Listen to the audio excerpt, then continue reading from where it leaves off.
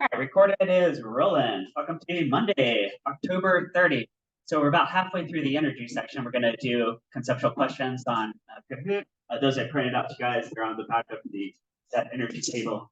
Here we go. Here's energy table. We did this last week. And then on the back side are all these conceptual questions. We're going to do Kahoot on. But you guys already logged on there before you hit record. So thank you for doing that. Okay. Oh yeah, here's a top scientist for the last quiz. Right?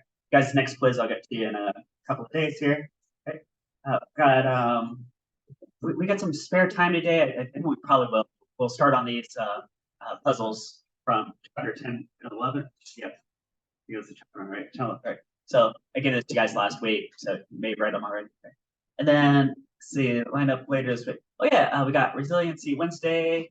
That's okay. So you have a special homeroom you probably saw on Focus, so just check, make sure it's going there. You're gonna have lunch through your fourth period class. So make sure you know your fourth period teacher, what lunch they have. Like I know I have third lunch myself, so the new year, my class.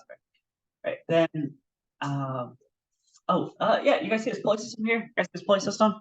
So this has been on my desk since day one when you guys first walked in. Give you guys the whole neat presentation. I'll have you guys rig up some of those pulley systems. Have you guys do a mechanical advantage lab. One of these posters, if you find it. Actually, you know, since I got this up, I think we'll have a few experiments. Just going to flash these up here. Right. There's different kinds of mechanical advantages systems you can get. Like on my poster here, I've got like a 3-to-1 mechanical advantage. 3-to-1. Right? I don't know it's 3-to-1. Right? Well, suppose you're trying to like lift a really heavy weight. It's like too heavy to lift. You can rig up some strings in a certain way, and so you could pull with a smaller input force. Right? And the way this is rigged up is you would only need like a third of the force. So suppose this weighs like 300 newtons. You only need to pull with 100 newtons, so you can actually lift it. Right? Now the catch is you need to pull lots and lots of string to only lift it a little bit at a time, right? Because the total energy is conserved in the system. So you can say work input equals work output. Like this, right? So this will be a lab later this week, probably just in a couple of days, like that. Okay. Oh yeah, here's closer to what I'm gonna have you guys do. Have you rig up different type systems, different mechanical advantages. Okay? We'll look at this more detail later on. Okay? There's different ways you can get mechanical advantages. Here's with like a wheel system, like a wheel and axle. Right? It's good stuff like that. So similar thing, you be pulling down the spring scale. You have to pull a lot of string, and this weight only moves up a little bit at a time. You lift something really heavy. Okay? Or what if you push something up an incline? Right? Like maybe this box is too heavy to lift, but if you have this at like a 30-degree angle, maybe you only get like half its weight worth of pushing, something like that. Okay. You guys learned about simple machines ever in the past? Simple machines? Okay, so here's the full list of basic simple machines you get. Okay. So this one I'll help you guys do later this week. Okay. Might talk about this one too. Right? It's good. Right? Have like a lever system, right? Oh, just show you guys a version of that. So there you go. Some simple machines. Yeah, we may not do this one, but this would be a pretty good one too, right? Some version of that. All right. Are you guys ready for Kahoot? Kahoot. All right. Here. All right. So these are all going to be on energy conservation, work, power. All right. Here we go.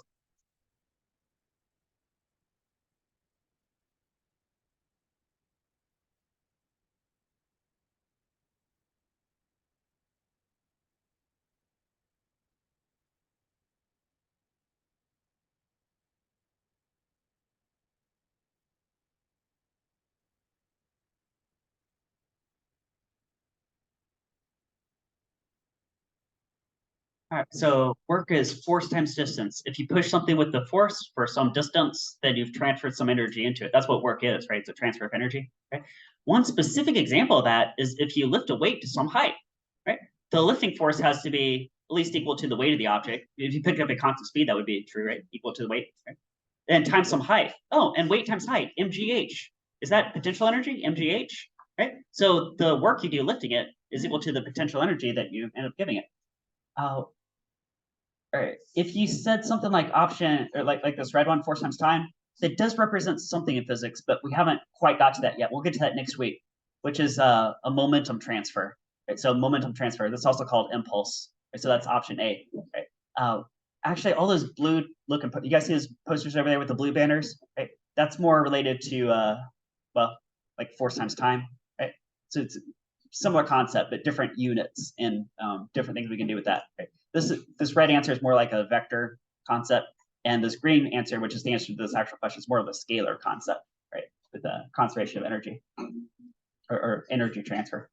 Right? So work is an energy transfer, force times distance, right? That car braking to a stop, maybe there's a friction force for the braking distance was one example. All right, got Landon D and Geo, some points. If Nelly Newton pushes with twice the force for twice the distance,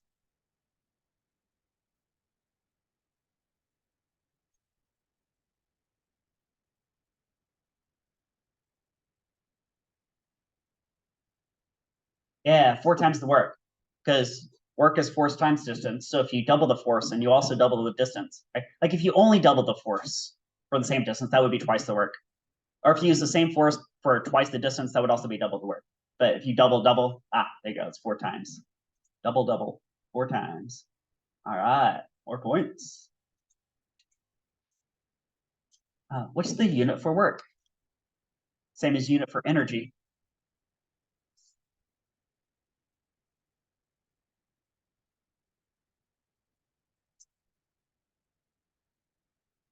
All right. Yeah, we've been measuring energy or work in joules, right? Energy measured in joules. Work is energy transfer that would also be measured in joules, right? Um, there's other ways you could also measure work or energy, right? I told you guys you can measure in calories. You can measure in what else to give you, like um, I guess a British thermal unit was another one, right? Yeah, but we care about kilowatt hours. That's the one I was trying to think of, right? Kilowatt hours, right? Guys, somebody picked meters. Guys, what does meters measure? Displacement, right? Somebody picked newtons. Guys, what does newtons measure? Like a force, like a push or a pull, force, right? It could be a weight, right? It's a type of force, right? And a couple of guys picked the green one. What do watts measure? Like if you have a light bulb, it says 40 watts. Is that like 40 joules per second, right? Which is like power, which is a rate of energy or a rate of work. Yeah. Right. So something interesting about joules is that however many joules of energy there are in a closed system, it's conserved, right? You can't create or destroy the number of joules, right?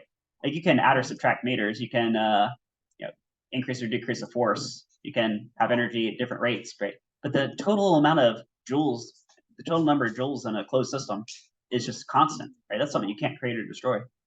Interesting. I got Kelly, Paige, Caitlin, Geo, and Landon D on fire. Power is defined as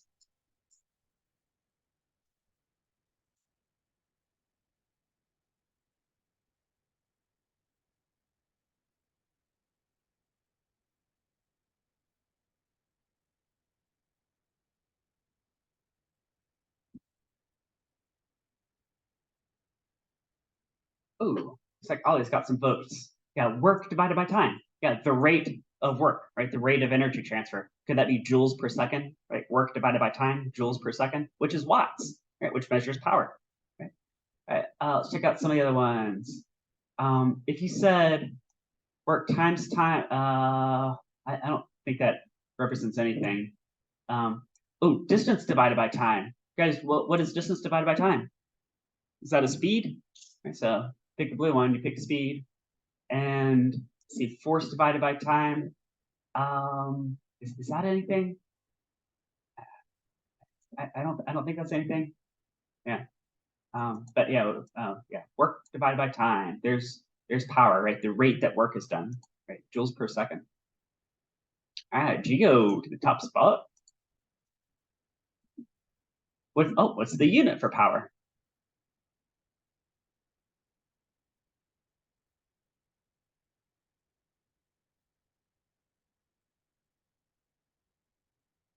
Watts. There you go. Right, 1 watt is 1 joule per second.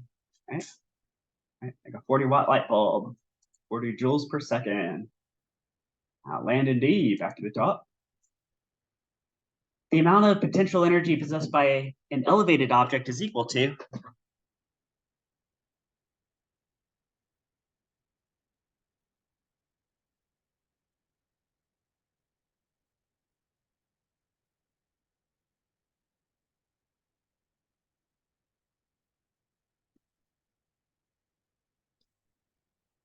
There you go. Work done lifting it. And that was my example when I was defining these to start with, right? So the formula for potential energy could be mgh, right? Mgh, right? Now the mg could be like a lifting force, and that h could be the height that you lift it. Right? So that could be also force times distance, the work done lifting it. Right? The work you do lifting something is equal to the potential energy that you give it. There you go. Right? If you look at the physics terms, just that's the only one that makes sense in terms of the units, right? The amount of potential energy. Guys, what's the unit for potential energy? Joules. What's the unit for work? Also joules, right? Power is in watts, so that doesn't even work. Forces in newtons, that doesn't even work. Distance is in meters, that doesn't even work, right? So just in terms of the units, right, that's the only possible answer. Yeah. Kinetic energy.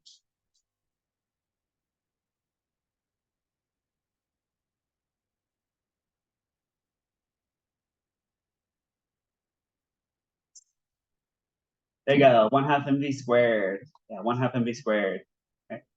If you pick the yellow one, that's actually momentum, which we're going to start next week. Right, last time's velocity, which is interestingly also conserved as a vector context. Right, so the directions matter. Right? The red one isn't anything. The green one's a force. Nobody picked that one though. Yeah, kinetic energy, 1/2 mv squared. There you go. Geo to the top. Fire.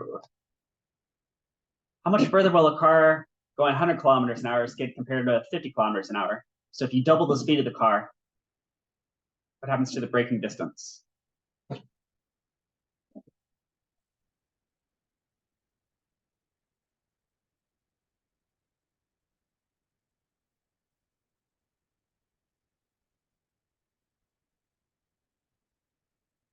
Four times as far, right? So if you double, that's a good one to know, right?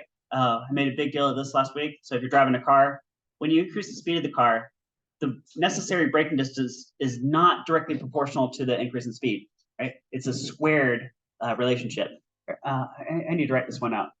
Also, right before I flip the screen, just for context, 50 kilometers an hour, that's really close to like 30 miles an hour, and 100 kilometers an hour is about 60 miles an hour. So going from 30 to 60 miles an hour, you can think of it that way. Okay. Just for us American. Oh, whoops. Okay, here, I did flip this way. Right, let's solve this one out. I have a whole poster for this one too, but let's go ahead and write it out here from scratch. Okay. So got a car going at some v naught, and then I'll like, it's gonna break to a stop. Right. Okay. Yeah, this is one of my posters from last week, but I'll just go ahead and solve this here. Maybe I'll call this x for the braking distance. Okay. I'm going to treat this as an open system with just the car. Now, if I do open system, what that means is the sum of energy initial minus the work done by friction in this case should end up with, is if the car comes to a stop, how much mechanical energy does it have at the end? Like zero joules, right? Well, there's no kinetic energy, so 0 joules from that perspective. But also, it didn't roll up any hills to also help it come to a stop, so 0 potential energy also. So it looks like that. Now it's all 1/2 mv squared starting out. 1/2 mv naught squared minus friction force for some distance, and then it goes to 0 joules, right? So that's the setup. Right? If you're focused on here, this is the kind of classic question that goes with the car braking to stop with the energy section, is look at the relationship between those two variables, and one of them squared and one of them isn't. So if I do another math step here, I could say 1/2 mv naught squared goes to friction force times distance, right? And now let's just circle the same two variables. Right? We're looking at the relationship between that and that. Right? So that Kahoot question you guys just saw said if you double the initial speed, right? If you double the initial speed, right? Guys, what's a factor of 2 squared? Oh, that's 4 times, right? So that would give the car 4 times the kinetic energy. 4 times the kinetic energy, right? And that 4 times kinetic energy is going to, well, let's see, the friction force doesn't change. That's the same. Okay, it's going to translate to 4 times the distance. Right, you guys see that too? Right. Let me go one more step here. I'm going to throw in some numbers, because I've been talking about like variables and proportions and stuff. But guys, if there's a general answer in terms of variables, then it should work for any specific set of numbers that you plug in. let's try that out. I wonder what happens if I just plug in some numbers. Let's have a 2,000 kilogram car. How about that? So let's have the mass of the car be 2,000 kilograms, and friction. Let me come up with a reasonable friction force. Be 20,000 newtons. Weight. It might be here. Let's have a force of friction of about 10,000 newtons. I think that would be kind of reasonable here. Maybe that's like after it's raining or something. That might be kind of reasonable here. All right. So let's see how far does the car brake in each of these scenarios.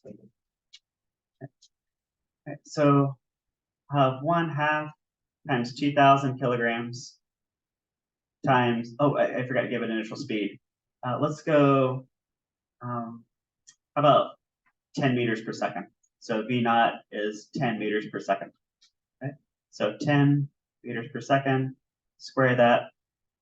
Okay? And then friction force I assigned as 10,000 newtons. And we're going to figure out what is the braking distance. Okay?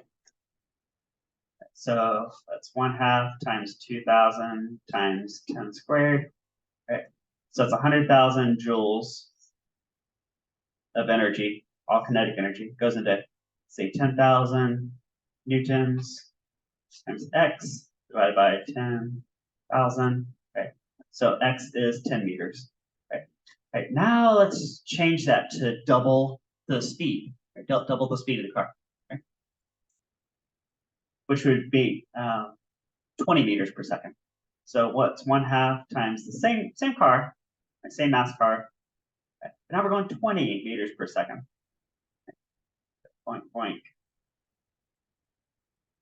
All right, that's, oh, look at that. That's like 400,000 joules. Hey, that's 4 times of what we had before. Now, it'd be the same friction force. The friction force doesn't care about how fast the car is going. Okay, well, static versus kinetic, I guess, cares if it's 0 or not. Okay, that's it. So maybe this was like x1. Maybe this is like x2. Okay. So take 400,000 joules divided by 10,000 newtons. This is 10,000 newtons times x2. Okay. X2 is, 40 meters. Ooh, look at that. By doubling the speed, I have 4 times the braking distance, right? So yeah, I could, where's my poster version of that? I should probably have that out, ready to go anyway. All right, here we go. Okay. This is what I was showing you guys last week. This is my poster version of this, right? So car, free body diagram, brakes to stop. Okay. Oh, that's the setup I just did, open system. Starts out with 1/2 m squared, minus force times distance goes to 0 for 0 mechanical energy if it's out of stop. Okay. Okay. Then you can solve this, and here's the answer in terms of variables. Now I threw in some numbers, and I showed you guys this relationship right here. So if you double the initial speed of the car, it's going to be 4 times the braking distance. Pretty good, right? While I'm throwing posters up here, here's a reminder on top of that. Reminder is back a few weeks ago, we were looking at this from a different point of view. You could also solve this with dynamics and kinematics. This is the dynamics half of this. And if you kick back over to kinematic motion with these 3 kinematic equations, you care about this last one. It's still a squared relationship. So you still get the same result. Okay? So there's like an old way of doing it, a new way of doing it, and they'll tell you the same outcome. All right, so back over to Kahoot. Geo on fire in the lead, but not by much. Arrow and a bow has 70 joules of potential energy. How much kinetic energy will it have after it's been shot?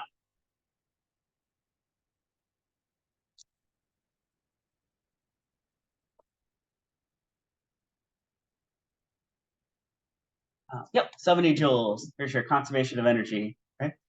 So that's like a basic premise that could set up a question, right?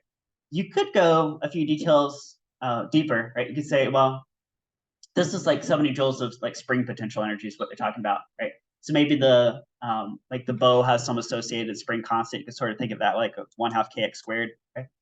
And then if you know the mass of the arrow, then you could set 1/2 mv squared equal to the 70 joules, right? And then you could like solve for the speed, like how fast is the blast speed of that arrow, right? So you can solve. I got Caitlin, Maya, Kelly, Landon D, and Geo. As the pendulum swings back and forth, hey, remember Paul Hewitt and his bowling ball? And his non-smashed teeth?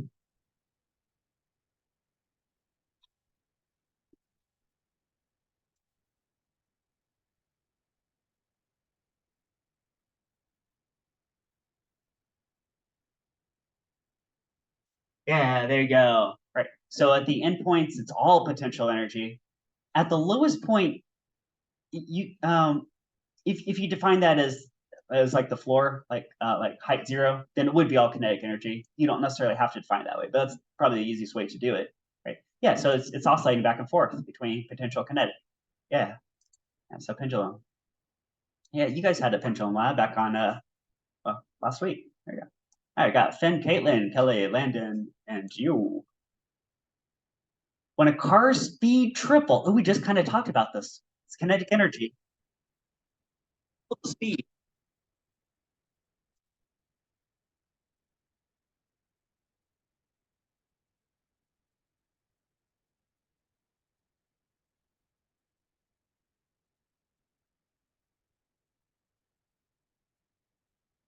They get 9 times the energy.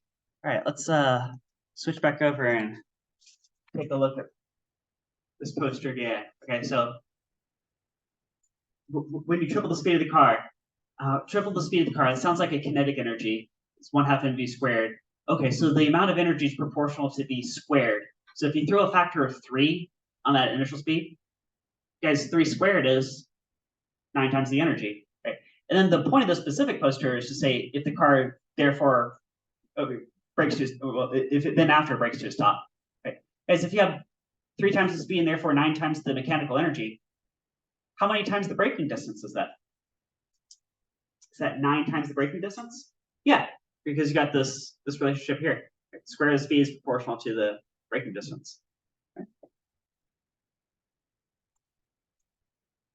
Yeah, so triple the speed of the car, you need 9 times the road to come to a stop. Good stuff to know.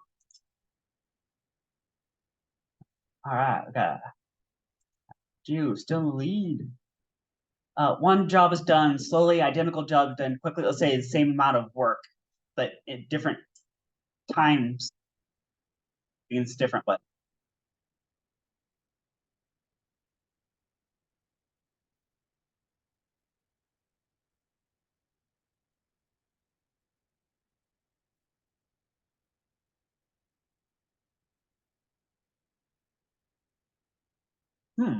all right.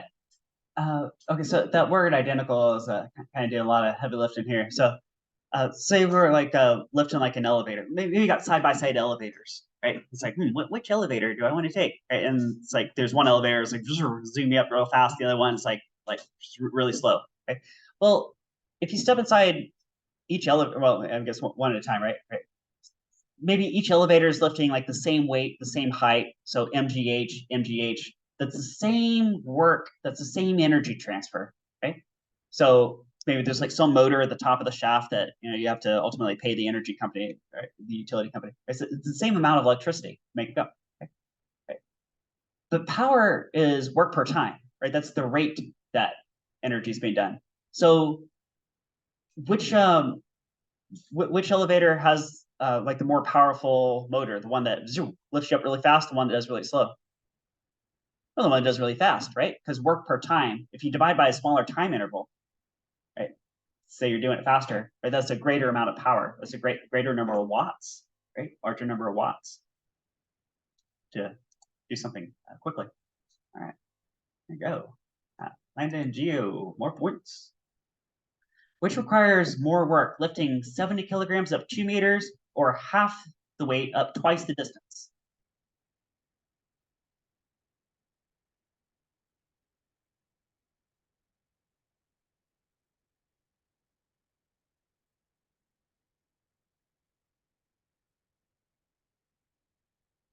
There you go, same, right? So MGH is the potential energy you give it, which is also the work that it takes to lift it there in the first place. Right? If you have half one variable but double another variable, then it's a wash. Same amount of energy input, same amount of work. So mgh, you think of it that way. Half the weight, twice the height. Object that has kinetic energy. Oh, here, guys, just pick the blue one. Pick the blue one.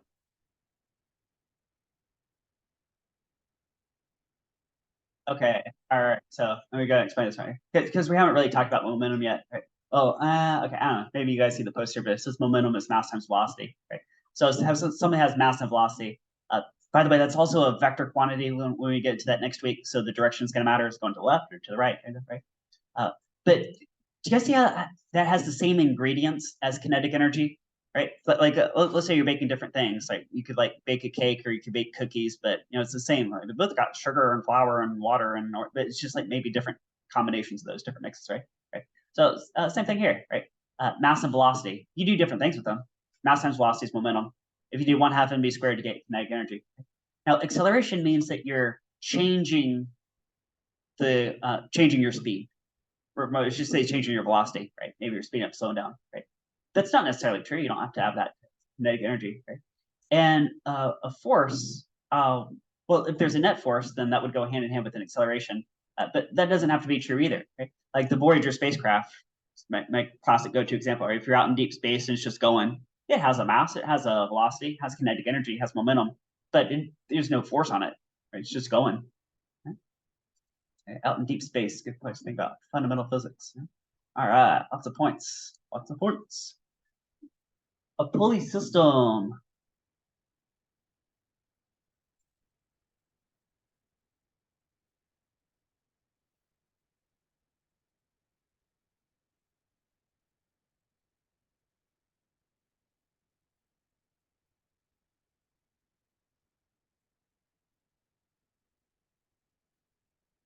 All right, so the best answer was the yellow answer. All right, so yeah, that's where I was showing you guys. Okay, like if you see this pulley system right here in front of me, right?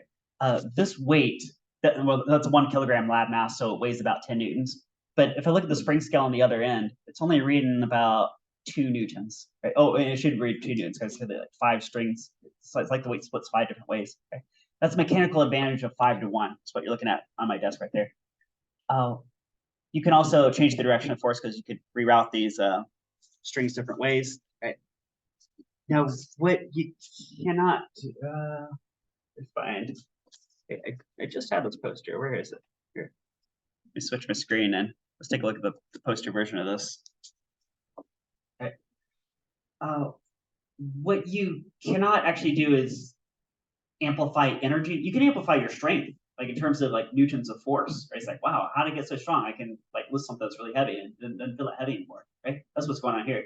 Right? It looks like you're about 3 times as strong with this one. Right? But what you can't do is amplify the amount of energy. It'd be really nice if you could, because then you could just have one lump of coal and can like run the electricity grid like forever. Right? But that's not the way energy works. Right? Right? So same thing with these mechanical advantage systems. Right? Is that the work you get out is equal to the work that you put in, right? If it's 100% efficient, right? And so you might be gaining strength, like look at this input force versus output force, right? Maybe it's like 3 to 1 ratio. But in terms of the distances, you guys see that's also a 3 to 1 ratio just the other way, right? So that force times distance. If I have like 100 joules input work and there's 0 friction loss, the best I could do is 100 joules versus worth of lifting, right? Something like that. Like that. Yeah. So later this week, you guys get to rig up a bunch of those pulley systems and try that out yourself. Right.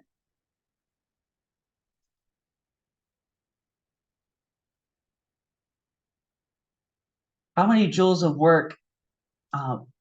25 newtons pushing for 3 meters.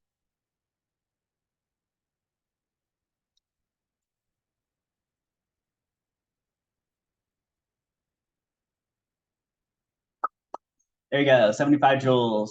So force times distance, right? So 25 newtons times 3 meters. Right? That could be like pushing horizontally would be okay, like pushing a cart. That could be lifting a box, right? If you lift it 25 newtons for 3 meters, 75 joules lifting, something like that too.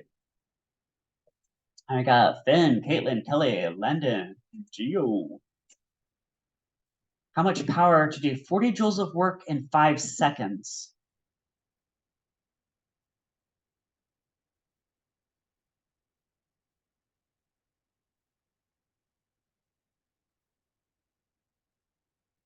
right? 8 watts, right? Because power is work per time, right? Work per time, like the rate of work, rate of energy. So let's see, 40 joules divided by 5 seconds. Oh, there you go, 8 watts, 8 watts.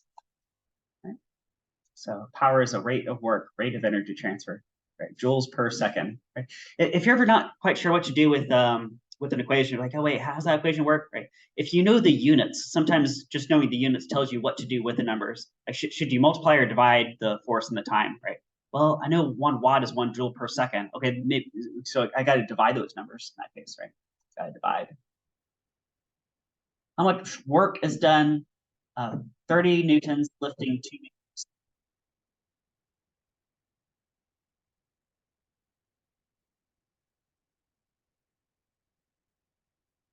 Is your force times distance, right? 30 newtons times 2 meters, right? 60 joules. Takes 60 joules energy to lift it, right?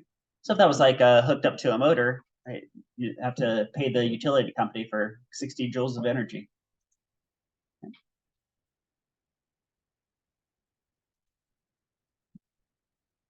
How much power? Let's see, 60 newtons, 10 meters in 2 seconds.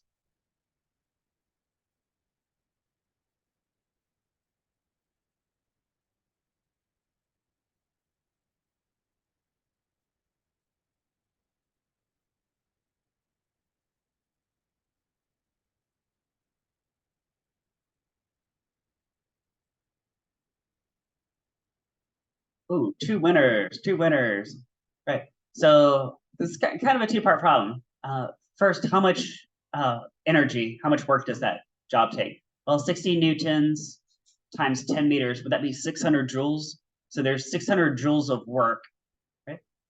That'll happen in 2 seconds. Well, I know power is measured in watts. That's like joules per second. Okay, so we did 600 joules, all divided by 2 seconds. That's 300 joules per second. It's called 300 watts.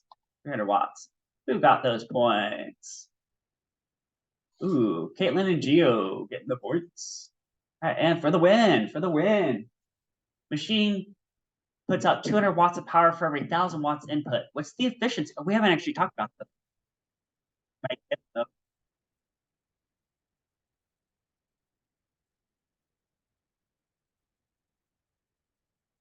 Yeah, they got 20%. So just divide those two, right?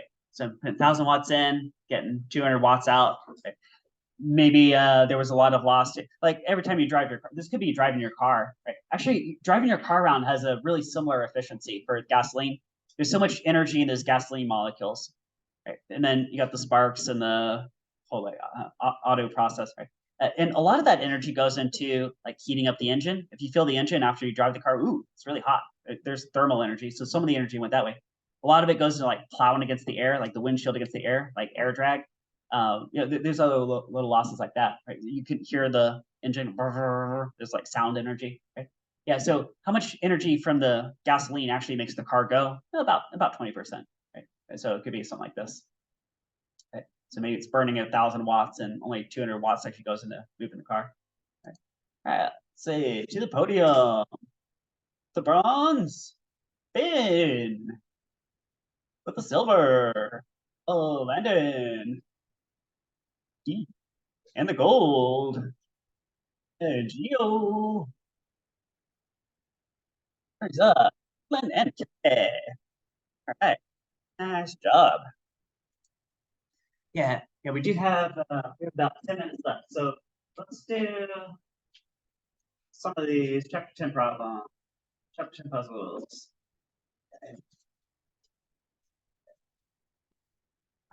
So the way your textbook organized it, chapter 10 is energy work, simple machines. Simple machines like a pulley system that will be allowed later this week. Chapter 11 is conservation of energy. I kind of taught it backwards to you guys. The first poster I actually showed you guys. Let's see, dig this up here. Oh wait, I thought I had this ready to go. Was the um energy? Here it is. Right. What was this poster right here? Right. So for like a closed system, energy is conserved. Right. Yeah, it's kind of a chapter 11 concept in your book. Right? And then if you have a closed system, or sorry, an open system, you can add or subtract work. So like that. All right. So we're going to start with chapter 10. let's see, I circled 5 of these puzzles. So these are just ones I'm assigning to you guys. Number 52. Third floor of a house is 8 meters above street level. How much work is needed to move a 150-kilogram refrigerator to the third floor? Okay. Maybe I'm going to change some of the numbers, but otherwise, it's a similar idea. Okay. So they've got like so many floors going on. Maybe I'll have like the 4th floor. So I'm going to go 4th floor. They said 3rd. I'm going to have each floor be, I'm going to go, oh, wait. They straight give you the number. Oops. Well, I'm throwing in the middle step. 3 meters, right? Okay. So mine's a little more complicated. Sorry. Okay, and I'll have the mass of the fridge be, how about 200 kilograms? Okay. I'll go gravity field is like 10 meters per second squared. Should around 2. Okay. How much work? Okay. So if I'm going to lift it up, I could say the work is like force times distance. Okay? Work is force times distance. Okay? And the force, wouldn't that just be the weight of the elevator? Okay? However much the elevator weighs, I need to apply that much force to lift it, lifting at constant speed.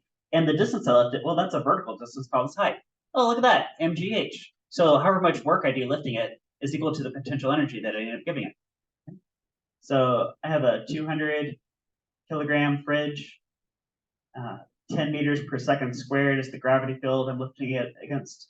And I lift it, no, your book just told you exactly how high to lift it. I kind of misinterpreted where they were taking that. So I have 4 floors of 3 meters each is what I got. So it looks like I have 12 meters I'm lifting it. Okay. So 200, okay. Times 12. Okay. So I have 24,000 joules, or I could call it 24 kilojoules. Your guys' numbers are different than mine, of course. They just made something up. But same story, though. Same process. There you go. Number 66.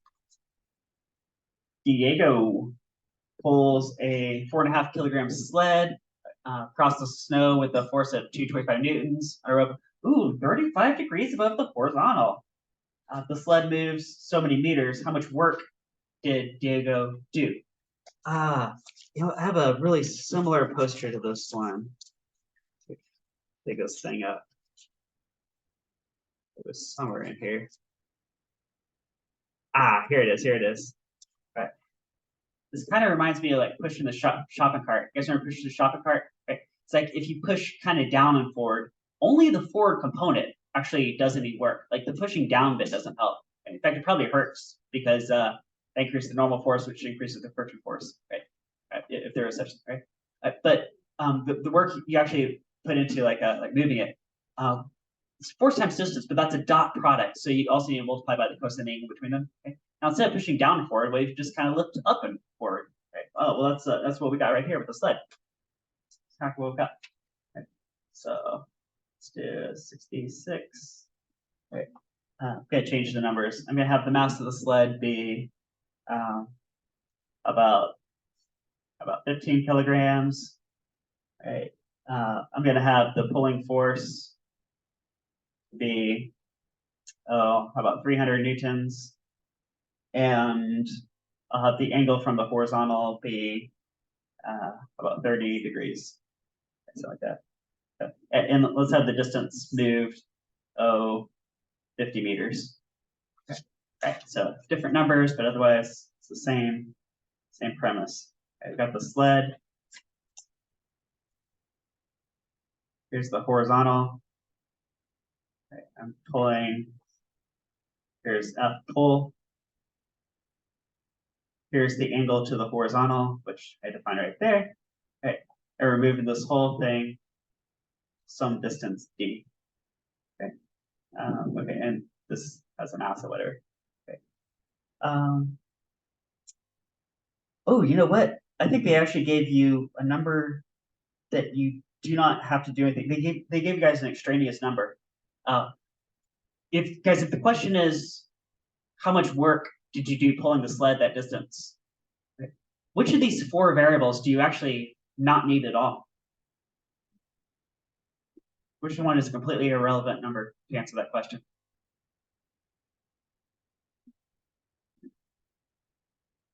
See, work is force dot distance, which is the same thing as the magnitude of the force times the magnitude of the distance times cosine of the angle between the two, right? Think of it that way.